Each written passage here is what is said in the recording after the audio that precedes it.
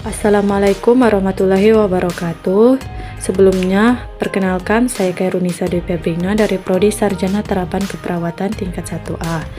Baiklah, di sini saya akan menjelaskan materi tentang anatomi dan fisiologi. Anatomi berasal dari bahasa Latin ana yang berarti bagian atau memisahkan, dan tomi yang berarti iris atau memotong. Fisiologi berasal dari bahasa Yunani kuno. Yang pertama ada fisis yang berarti alam atau cara kerja, terus logus atau logi yang berarti pengetahuan atau ilmu. Tingkat organisasi tubuh manusia. Organisasi struktur tubuh manusia berkembang dari organisasi tingkat terendah sampai tingkat yang lebih tinggi. Berikut tingkat organisasi pada tubuh manusia. Yang pertama ada partikel subatom, yang kedua atom, yang ketiga molekul, yang keempat makromolekul, yang kelima organel, yang keenam sel, yang ketujuh jaringan, kedelapan organ, 9 sistem organ, dan yang terakhir organisme.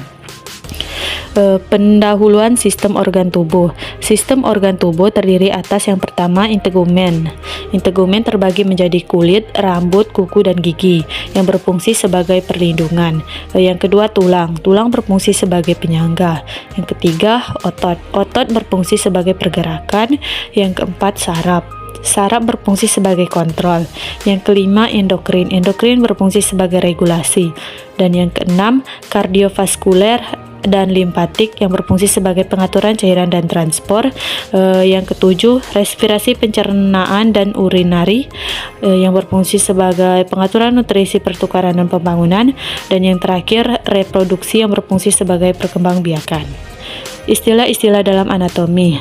Yang pertama ada osteologi, yang kedua antrologi, yang ketiga miologi, yang keempat kardiologi, yang kelima gastrologi, yang keenam oftalmologi, yang ketujuh neurologi, dan yang terakhir ada splenkologi. Istilah yang dipakai dalam potongan-potongan tubuh, yang pertama ada bidang median, kedua bidang frontal, yang ketiga bidang transversal, dan yang terakhir bidang sagital. Posisi tubuh dalam anatomi.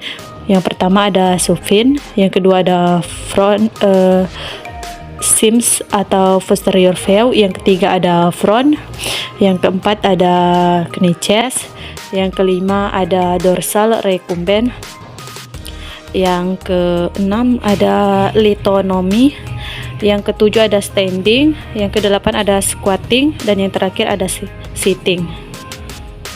Istilah posisi dalam anatomi. Yang pertama ada anterior atau berarti lebih dekat ke depan, posterior lebih dekat ke belakang, lateral menjauhi bidang median, dexter bagian kanan, inferior caudal bagian paling bawah, sinister bagian kiri, medial lebih dekat ke bidang median, lateral menjauhi bidang median, dorsal dekat dengan bagian belakang atau posterior, distal bagian yang terjauh dari pangkal.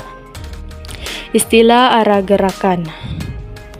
Pertama ada flexton, yaitu gerakan membengkokkan kelder.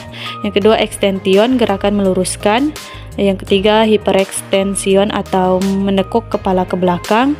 Yang keempat rotation, gerakan memutar. Yang kelima lateral flexton, memiringkan kepala. Yang keenam supination, yang berarti memutar lengan bawah dan tangan sehingga telapak tangan menghadap ke atas. Dan yang terakhir pronation, memutar lengan bawah dan tangan sehingga telapak tangan menghadap ke bawah. Sekian materi anatomi dan fisiologi dari saya. Lebih dan kurang saya mohon maaf. Saya akhiri billahi taufik wal hidayah. Wassalamualaikum warahmatullahi wabarakatuh.